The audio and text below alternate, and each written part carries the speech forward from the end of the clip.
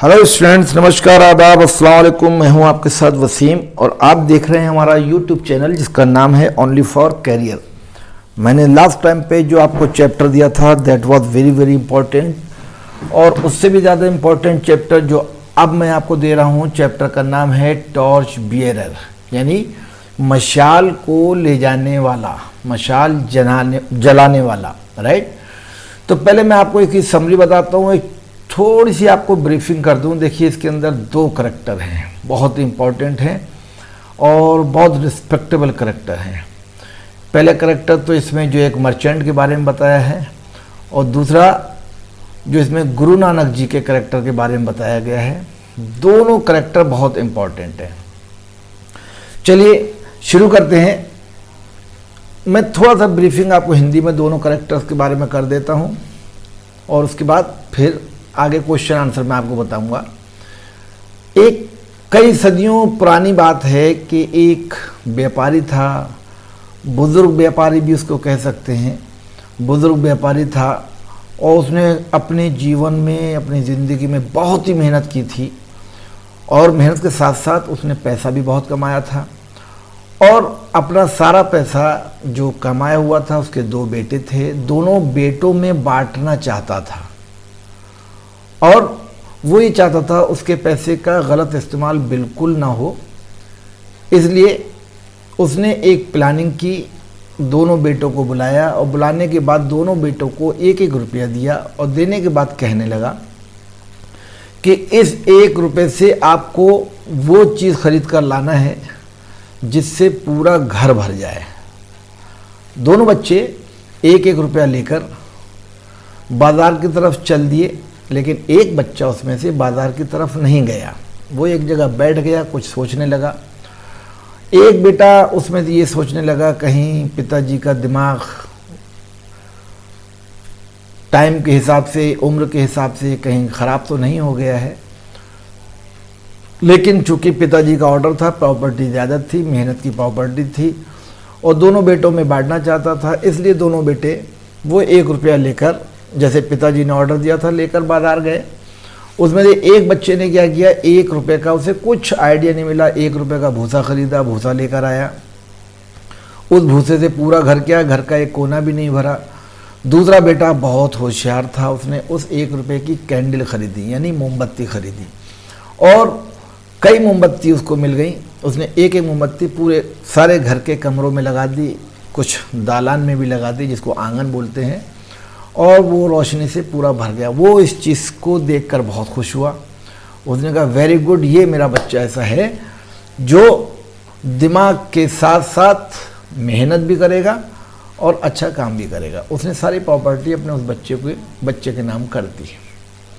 दूसरा पार्ट यहाँ पर कहते हैं कि गुरु नानक जी हैं, वो बहुत इम्पोर्टेंट, वो भी बहुत अच्छा लेसन है। सेकंड पार्ट है, गुरु नानक जी अपने शिष्यों के साथ में, जिसमें एक सबसे प्यारा उनका शिष्य मर्दाना नाम का था, उसके साथ में वो दौरे के लिए निकलते हैं। एक गांव में पहुंचते हैं और उस गांव में रात में ठहरना चाहते हैं, लेकिन गांव वाले इतने बदतमीज़, इतने असभ्य, जिनके पास कोई तमीज़ नाम की चीज़ नहीं, उन्होंने उनकी इज्जत करने के बजाय उनको गांव से बाहर कर दिया, और यहाँ तक के कह दिया कि आप इस गांव में ठहर नहीं सकते। गुरु नानक जी चले गए, बाहर चले गए, और उन्होंने जब पूरी रात बहुत मुश्किल से बिताई, लेकिन जब उन्होंने सुबह के वक्त जब गांव छोड़ रहे थे, तब उन्होंने एक दुआ की, और दुआ उन्होंने ये की कि भगवान करे इस गांव के सारे लोग इसी गांव में ही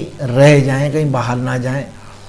जो मर्दाना उनका चेला था, उसने गुरु नानक जी की इस दुआ को सुना, और सुनने के बाद खामोश हो गया, कुछ नहीं कहा। अगले दिन गुरु नानक जी दूसरे गांव में पहुंचते हैं। वहाँ के गांव के लोगों ने बिल्कुल अपोजिट किया, इस गांव के अपोजिट। वहाँ के एक एक शख्स ने, एक एक बंदे ने, चाहे बच्चा हो, चाहे बूढ़ा हो, चाहे जवान हो, गुरु नानक जी की बहुत इज्जत की, बहुत खातिर की, और बहुत अच्छी तरह से उन्होंने रात के रुकने का इंतज़ाम किया। उनको वहाँ पर रोका, गुरु नानक जी वहाँ पर रुक जाते हैं, बहुत उनको मज़ा आता है। और सुबह में जब चलते हैं उस गांव से, तब फिर वो एक दुआ करते हैं, और कहते हैं कि भगवान करे इस गांव का एक एक बच्चा, एक एक बुजुर्ग, एक एक जवान, कोई भी हो, वो दुनिया में चारों तरफ फैल जाए और इस गांव में ना रुके।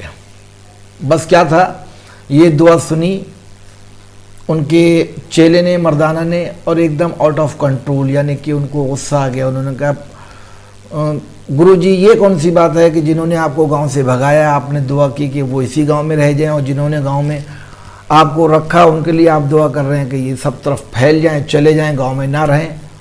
तो उन्होंने कहा देखो बेटा ऐसी बात नहीं है, जब हम गांव से, पहले वाले गांव से निकले थे, वहाँ पर सब लोग असभ्य थे, तो हमने दुआ इसलिए की कि सब लोग इसी गांव में रहें ताकि उनकी बदतमीज़ी इस गांव से बाहर ना जाए, ताकि सब लोग सुरक्षित रहें, बदतमीज़ ना कहलाए जाए। और इन गांव के लोगों ने बहुत ही सभ्यता दिखाई है, बहुत तमीज़ दिखाया, बहुत मोहब्बत दिखाई, बहुत अच्छे लोग हैं। तो मैंने दुआ इसलिए की कि ये पूरी दुनिया में फैल जाएँ, ताकि जहाँ भी ये पहुँचे इनका तहज़ीब, इनका प्यार, इनकी मोहब्बत सबके अंदर पहुँचे और सब लोग अच्छे हो जाएं। इसलिए मैंने इनको ये दुआ की। इस दुआ को सुनकर मर्दाना बहुत खुश हुए, और खुश होने के बाद वो समझ गए कि गुरुजी की जो दुआ थी वो बहुत अच्छी थी। अब यहाँ पर आते हैं कुछ क्वेश्चन आंसर। आइए क्वेश्चन आंसर देखते हैं। देखिए क्वेश्चन आंसर इसमें पैराग्राफ के हिसाब से हैं। वंस अपॉन ए टाइम ... आपके सामने चैप्टर है गिविंग देम ए टेस्ट, राइट। पहला क्वेश्चन है what did the merchant do all his life. देखिए इसका जवाब भी आपके सामने दिया है कि all his life the merchant worked hard for buying and selling the article. Hindi में बता रहा हूँ आपको।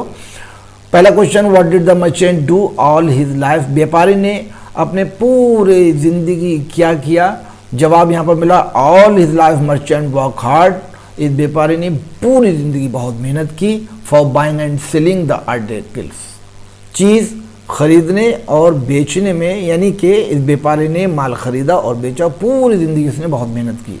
Question number 2 when did the merchant think about giving his money in safe hands. व्यापारी ने अपने धन को सुरक्षित हाथों में देने के लिए कब सोचा। वन डे, जवाब सुनिए, one day he left that he had not, one day he felt, not left, one day he felt that he had not long to remain in this world. He thought about giving his money in safe hands. एक दिन उसे ये एहसास हो गया कि अब वो इस दुनिया में ज़्यादा जीवित नहीं रह सकता, जिंदा नहीं रह पाएगा। उसने इसलिए अपने बचे कुचे धन को सही हाथ में, यानी जो 2 बच्चे थे उनमें से एक बच्चे को देने की सोची, और जो सही होगा। What was the result of the merchant's hard work? व्यापारी की इस मेहनत का क्या रिजल्ट निकला। The result of merchant's hard work was that he gathered a lot of money. व्यापारी के कठिन परिश्रम का ये परिणाम हुआ कि उसने काफी धन इकट्ठा कर लिया था। Question number 4 What did merchant decide to do with this money? व्यापारी ने धन का क्या करने का फैसला किया। क्वेश्चन नंबर 4 का answer the merchant decided that he would give his money to that son who was found out cleverer. व्यापारी ने यह फैसला किया कि वह अपना धन उस पुत्र को, उस लड़के को देगा जो सबसे ज्यादा होशियार होगा, चतुर होगा। Question number 5 what was the problem with the merchant and what did he decided to solve it. व्यापारी की समस्या क्या थी, उसने इसे हल करने के लिए क्या फैसला किया। The merchant's problem was to find out the clever son. व्यापारी की समस्या सबसे बड़ी ये थी कि उसे एक अच्छा लड़का, चतुर लड़का ढूंढना था इन दोनों में से। He decided to solve it by giving his son a test. और उसने तय किया, उसने फैसला किया कि मैं अपने दोनों बेटों का इम्तिहान लूंगा।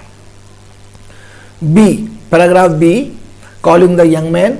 Gate for a rupee. अब इसका पहला क्वेश्चन देखिए। पहला क्वेश्चन कहता है कि what did the merchant call the 2 men।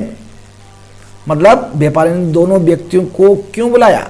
The merchant called the 2 men to take their test. व्यापारी ने दोनों व्यक्तियों को उनकी परीक्षा लेने के लिए बुलाया, यानी वो उनकी परीक्षा लेना चाहता था। दैट्स वाई उसने उन दोनों को कॉल किया। What did the merchant ask his sons to do, व्यापारी ने अपने दोनों बच्चों से क्या करने के लिए कहा। The merchant asked his son to fill the house with anything worth ₹1।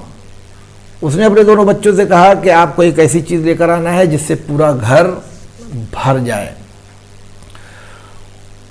Why did the sons think that the old man had taken leave of his sense?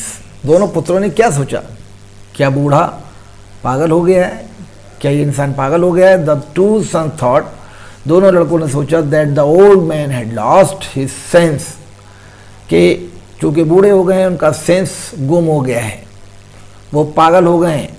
Because ₹1 is not sufficient to fill the house, क्योंकि ₹1 से घर को हम नहीं भर सकते, ये काफी नहीं है। Question number 4, what did the two young man begin to ask themselves, दोनों बच्चे, दोनों लड़कों ने अपने आप को क्या कहा, वो अपने आप से किस तरह का सवाल कर रहे थे। Answer, the two young man began to ask themselves how to fill the house with only ₹1। दोनों ने अपने आप से ये सवाल किया, हम ₹1 में घर को कैसे भर सकते हैं। Question number 6, why did the first son wander through the bazaar, पहला पुत्र, पहला लड़का बाजार में क्यों घूमता रहा। The first son wandered through the bazaar to find which would in any way serve his purpose। पहला पुत्र बाजार में इस मकसद से घूमता रहा, ये तलाश करता रहा कि किस चीज से जो ₹1 में मिले और हम घर भर दें। What did the first man become certain of, पहले व्यक्ति को क्या विश्वास होता जा रहा था। The first man became certain that something had gone wrong with his father, पहले बच्चों को यकीन नहीं हो रहा था कि उसके पापा के साथ कुछ ना कुछ गलत हुआ है, यानी दिमाग खराब हो रहा है। Question number 7, what looked hopeful to the first man, पहले व्यक्ति को क्या आशा दिखा, किस चीज से आशा दिखी। Black card with a load of hay looked hopeful to the first man, पहला लड़का जो ₹1 लेकर गया था उसने एक बैलगाड़ी को भूसे से भरे हुए देखा, तो उसको वहाँ पर थोड़ी सी आशा नजर आई कि शायद पिताजी की रिक्वायरमेंट फुलफिल हो जाए। नेक्स्ट क्वेश्चन और next paragraph, he went up to ... all money to you. पहला question, what did the first son bring to fill the house, पहला पुत्र घर को भरने के लिए क्या लेकर आया। The first son brought hay to fill the house, पहला पुत्र घर को भरने के लिए भूसा लेकर आया। दूसरा question, why did the second son not go straight away to the bazaar, दूसरा पुत्र बाजार सीधा क्यों नहीं गया था ₹1 लेकर। The second son didn't go straight way to the bazaar, वो बाजार इसलिए नहीं गया। इंस्टेड ऑफ डूइंग दैट, कुछ भी करने के बजाय ही सेट डाउन, वो बैठ गया and began to think what he could possible buy, और ये सोचने लगा कि मैं कौन सा ऐसा काम करूं जिससे कि रिक्वायरमेंट फुलफिल हो जाए, मकान पूरा इस ₹1 में भर जाए। What did the second son buy, दूसरे बेटे ने क्या खरीदा। The second son bought candles, दूसरे बेटे ने होशियारी से काम किया और उसने कैंडल खरीदी। What was the first son doing when his second son reached home with candles, जब दूसरा पुत्र मोमबत्तियां लेकर घर पहुंचा तो पहला बेटा क्या कर रहा था। पहला बेटा क्या कर रहा था। When the second son reached home with candle, the first son was standing disconsolately looking at hay the spread out on the floor। जब दूसरा पुत्र मोमबत्तियां लेकर घर पहुंचा तो पहला पुत्र फर्श पर बिखरे हुए भूसे के पास खड़ा था और बहुत ही निराशा वाली मायूसी की नजर से देख रहा था। What did the second son do with the candle, दूसरे पुत्र ने मोमबत्तियों से क्या किया। The second son stood 2 or 3 candles in each room and lit them when it was getting dark. At once the house was filled with light। दूसरे लड़के ने क्या किया, हर कमरे के अंदर 1 2 3 1 2 3 इस तरह से उसने कैंडल लगाई और जब अंधेरा हुआ तो उसको जला दिया, उससे पूरा कमरा भर गया। Question number 6, what was the reaction of the merchant on the purchase done by the second son, दूसरे पुत्र के जरिए से खरीदारी की जो की गई थी उस पर व्यापारी की प्रतिक्रिया, रिएक्शन क्या था? The merchant was pleased with the second son, व्यापारी अपने दूसरे बच्चे से बहुत खुश था। He had shown true wisdom, कि उसने बुद्धिमानी का काम किया है। डी, अगला paragraph, now we all live dot dot dot good citizenship. पहला क्वेश्चन देखिए, what are the different power that we all possess, हम सभी अलग अलग किस तरह की ताकत रखते हैं? We all have the following different powers, ताकत, हम सब अलग अलग तरह की ताकत रखते हैं। एक power of body, power of mind, power of character, किस तरह की शक्तियां रखते हैं? 3 तरह की, राइट। पहला पावर ऑफ बॉडी यानी जिस्मानी ताकत, पावर ऑफ माइंड दिमागी ताकत, और पावर ऑफ कैरेक्टर्स और कैरेक्टर की ताकत। Question number 2, how are the tested in our life, how are we tested in our life, हम हमारे जीवन में परीक्षा कैसे होती है? We are tested in our life when we leave school and go into the world, whether we use these powers in useless things और in spreading light. हमारी परीक्षा जब होती है जब हम विद्यालय छोड़कर दुनियावी कामों में लगते हैं या दुनिया में अलग अलग जगह पर जाते हैं, तो वहाँ पर हमारी परीक्षा होती है कि हम ज्ञान फैला रहे हैं या लोगों को बेवकूफ़ बना रहे हैं। इसी तरह से क्वेश्चन नंबर 3 है, what do the words hay and light stand for in passage. इस पैराग्राफ के अंदर भूसे और प्रकाश दोनों शब्दों का क्या अर्थ है? In the passage hay stand for useless things and light stand for good citizenship. यहाँ पर भूसे का मतलब बेकार की चीज़ है और लाइट का मतलब बहुत ही अच्छी चीज़ यानी अच्छे नागरिक होने का सबूत है। Question number 4, how can we good citizen of our country, हम अपने देश के लिए अच्छे नागरिक कैसे बन सकते हैं? By using our power and ability to spread light into all parts of our body, we can be good citizen of our country. हम अपनी ताकतों को, अपनी शक्ति को, अपनी योग्यता को अगर अच्छे ढंग से इस्तेमाल करते हैं और देश में फैलाते हैं तो हम अच्छे नागरिक बन सकते हैं।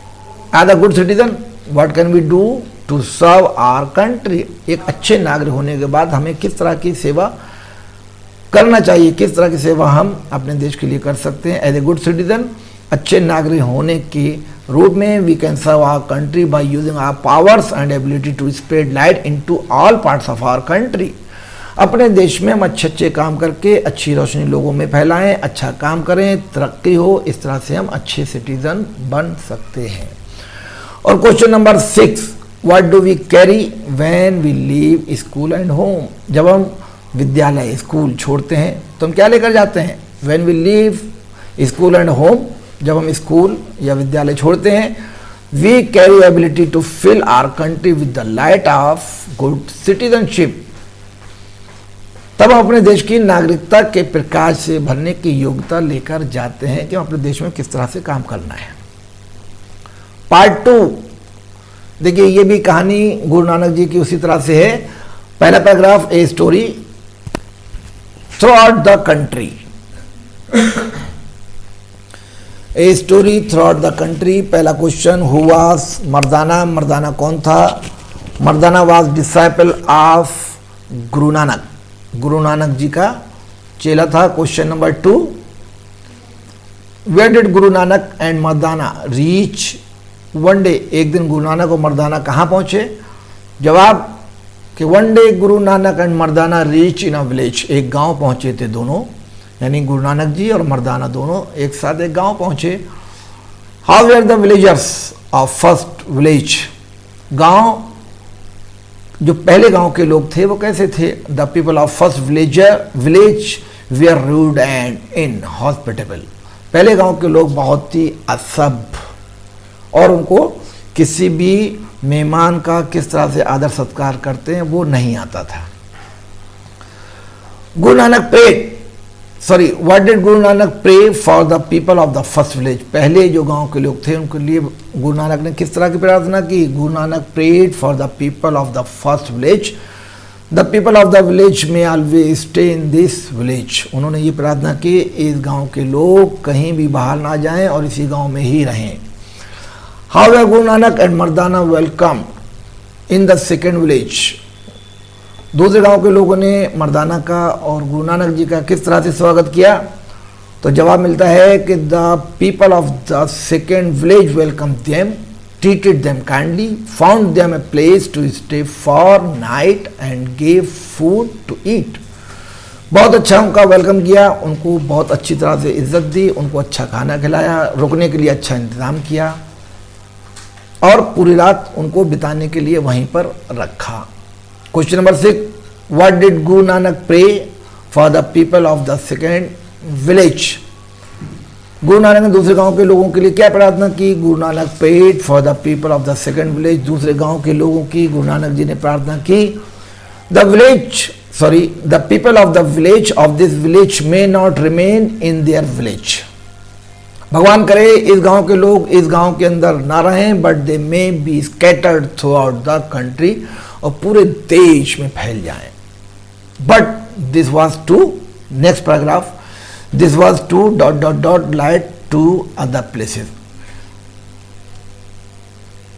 पहला question, why was Mardana puzzled. Mardana puzzled क्यों हो गए? Guru Nanak prayed good thing for the people who treated them badly and misfortune for those who treated them well. So Mardana was puzzled. गुरु नानक ने उन लोगों के लिए भलाई के लिए कहा जिन्होंने उनसे बुरा व्यवहार किया।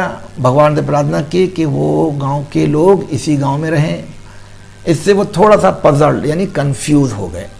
What did Mardana ask Guru Nanak. मर्दाना ने गुरु नानक से क्या पूछा? मर्दाना ask Guru Nanak, why do you pray for good things for people who treat us badly and misfortune for those who treat us well? जो लोग अच्छा व्यवहार करते हैं उनके लिए आप बुरी दुआ करते हैं और जो लोग बुरा व्यवहार करते हैं उनके लिए अच्छी दुआ करते हैं, ऐसा क्यों? Why it is better for inhospitable people to stay in one place? अभद्र यानी अतिथि सत्कार न करने वाले लोगों का एक ही स्थान पर रुकना क्यों अच्छा है? It is better, Guru Nanak ji जवाब देते हैं, it is better for the inhospitable people to stay in one place so that they might to harm only there. के वो एक ही गांव में इसलिए रहें ताकि उनसे किसी दूसरे लोगों को नुकसान ना पहुंचे। Why are good people to be scattered everywhere. अच्छे लोगों को प्रत्येक स्थान पर क्यों बिखर जाना चाहिए? Good people have something which is needed everywhere, so they must be scattered everywhere. कहते गुड पीपल अच्छे लोगों को इसलिए बिखर जाना चाहिए क्योंकि उनकी हर अच्छी चीज की सबको जरूरत होती है, इसलिए उनको बिखर जाना चाहिए। अब आप देखिए next, now we have to see ... way as we do. पहला question, What type of people should we be? हमें किस प्रकार क्या व्यक्त होना चाहिए? We should be a good citizen. हमें अच्छा नागरिक होना चाहिए। Question number 2, when will we be able to serve our country? हम अपने देश की सेवा करने के काबिल कब होंगे? We shall be able to serve our country if we carry light with us wherever we go. हम जहाँ कहीं भी जाएं अगर वहाँ पर हम रोशनी फैलाते हैं तो हम अपने देश की सेवा करने के काबिल कहलाए जाएंगे या हो जाएंगे। What can make our country more enlightened? हमारे देश को अधिक रोशनी में कौन सी चीज बना सकती है? Greater number of good citizens can make our country more enlightened. अगर अच्छे सिटीजन्स हो जाते हैं तो हमारे देश में रोशनी फैलेगी। Question number 4, what must we carry for being good citizen of our country? अपने देश का अच्छा नागरिक बनने के लिए हमें क्या ले जाना चाहिए? We must carry light with us for being good citizen of our country, हम देश का अच्छे नागरिक बनने के लिए साथ में प्रकाश ले जाना चाहिए। और ये सारी चीज़ें बहुत ही इंपॉर्टेंट हम लोगों के लिए हैं। हम लोगों को चाहिए कि हम बहुत ही जिम्मेदारी से और ईमानदारी से पढ़ते रहें, जिस तरह से अब हम पढ़ रहे हैं। गुरु नानक जी हमें इसी चीज़ के बारे में बताते हैं। चलिए आगे देखते हैं। A chain is as strong dot dot dot games we are going on. देखिए इसमें फिर 4 क्वेश्चन दिए हैं। What is our responsibility towards our country, हमारे देश के प्रति क्या जिम्मेदारी है। Being a good citizen is our responsibility towards our country, अपने देश के लिए हमें अच्छा नागरिक बनने की जरूरत है, ये सबसे बड़ी जिम्मेदारी है। Question number 2, where the Olympic games in 1948 held, 1948 में कहां पर ओलंपिक गेम आयोजित हुए थे। The Olympic games were held in London in 1948, 1948 में लंदन में गेम हुए थे। How was the flame, question number 3, how was the flame carried from Greek to London, मशाल यूनान से लंदन कैसे ले जाई गई थी। The flame was carried from Greek to London by a long relay of runners, मशाल यूनान से लंदन धावकों के जरिए से ले जाई गई थी, यानी कि पहले एक ने लिया, फिर दूसरे ने लिया, फिर तीसरे ने लिया, इस तरह से फ्लेम ले जाई गई। What was the duty of each runner carrying the flame, मशाल के लिए प्रत्येक धावक का क्या जिम्मेदारी थी, क्या कर्तव्य था। The duty of each runner carrying the flame was to run a certain distance where a fresh runner was waiting for him, जिम्मेदारी ये थी कि जो आपका नेक्स्ट वाला जो रनर है वो जब इंतजार कर रहा है तो आप उस मशाल को जिम्मेदारी दे वहां तक लेकर जाएं और उसको दे दें ताकि वो आगे ले जाए। E, next, although nothing was dot dot dot of our country, पहला क्वेश्चन ये, what happened accidentally at one place, एक स्थान पर क्या दुर्घटना हुई। One runner when handing over his torch to a fresh runner left it go out, एक छोटी सी घटना हुई थी। एक धावक जब दूसरे धावक को मशाल सौंप रहा था तो वो तकरीबन बुझ गई थी, जबकि ये अपशगुन माना जाता है।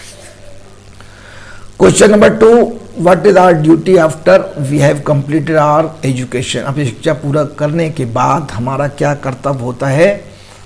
तो आंसर है कि after we complete our education it is our duty to pass on our knowledge and skill in the service of our country, अपने देश के सभी लोगों में अपनी शिक्षा को पूरी तरह से बांटना होता है, बांटना चाहिए, ये हमारा सबसे बड़ा कर्तव्य है।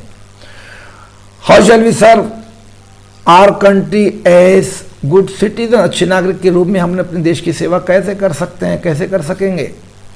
Bye using our knowledge and skill in the service of our country we shall serve our country as good citizen, अपने ज्ञान को अगर हम सही से अपने देश में बांटेंगे तो ये हमारी सबसे बड़ी सेवा होगी। What should we do?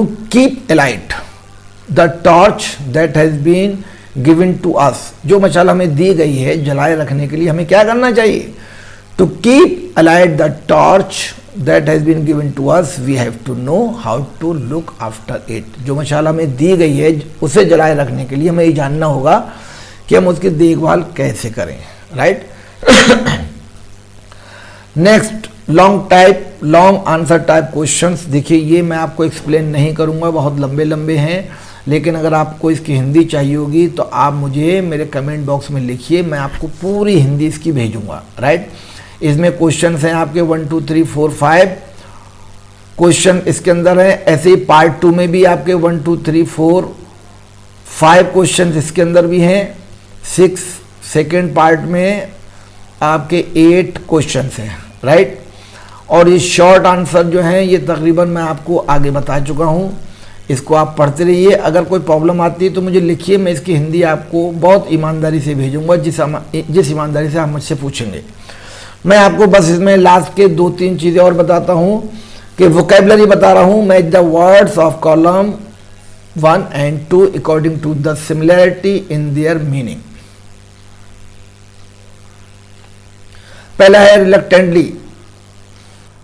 आपको ऐसे वर्ड सामने 1 और 2 and 2 दो कॉलम दिए हैं, तो 1 का जो मीनिंग है वो दूसरे वाले में भी मीनिंग में मिलेगा, दूसरे वाले कॉलम में मिलेगा, सेकंड वाले में, लेकिन आपको सेकंड वाले में वर्ड ढूंढना पड़ेगा कौन सा सही है। जैसे मैं बताऊं रिलक्टेंटली, रिलक्टेंटली का मतलब होता है बिना मर्जी के, अनिच्छा से, इसका मिलेगा दूसरा अनविलिंगली, दूसरे नंबर में अनविलिंगली।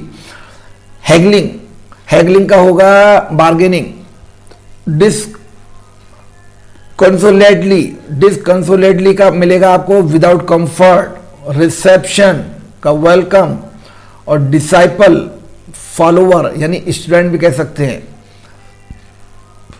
और piled, piled means to put one over the other. और रूड, रूखा इंसान, हार्श। और इनलाइटेंड, इनलाइटेंड का होगा फुल ऑफ लाइट और knowledge. B, use the following words और group of words in your own sentences. पहला disciple, reception, please, native, go out, look after, take leave, give up, ले bye. इनका सबका नीचे use दिया हुआ है, आप इसको पढ़िए और ये आपको खुद करना है, जरूरी नहीं है कि आप यही सेंटेंस रटें, आप अपने हिसाब से भी बनाइए। सी कॉलम देखिए, गिव एंटोनियम्स, आपको अपोजिट वर्ड ढूंढना है। किस चीज का? Spend, enough, despair, wisdom, better, always, open, hospitable. Spend का देखिए earn, enough, aggravate, despair, hope, wisdom, stupidly, better, worse, always, never, open, close, hospitable means inhospitable. तो ये था आपका टॉर्च बियरर्स के बारे में। नेक्स्ट चैप्टर में आपको बहुत जल्दी दूंगा जिसका नाम होगा आवर इंडियन म्यूजिक, राइट। मुझे पूरा भरोसा है आपको समझ में आया होगा। अगर कोई प्रॉब्लम इसके अंदर आती है हिंदी में या इंग्लिश में, तो don't hesitate to write me on my comment box. Comment box में लिखना ज़रूर, बिल्कुल मत भूलिएगा, ज़रूर लिखिए और मैं उसका आपको जवाब दूंगा। अगर आपको ये चैप्टर पूरी तरह से समझ में आया है तो प्लीज़ मुझे लाइक करना, शेयर करना, सब्सक्राइब करना बिल्कुल मत भूलिए, ये मेरा राइट है। और अगर पॉसिबल हो तो मुझे कमेंट ज़रूर दीजिए और कमेंट देते रहिए, क्योंकि हो सकता है कि कहीं पर मुझसे गलती हो गई हो, कहीं पर हो सकता है आपको मेरी ज़रूरत पड़े, तो आप मुझे बताइए। इसी के साथ दीजिए वसीम को इजाज़त। Thank you so much, thank you so much.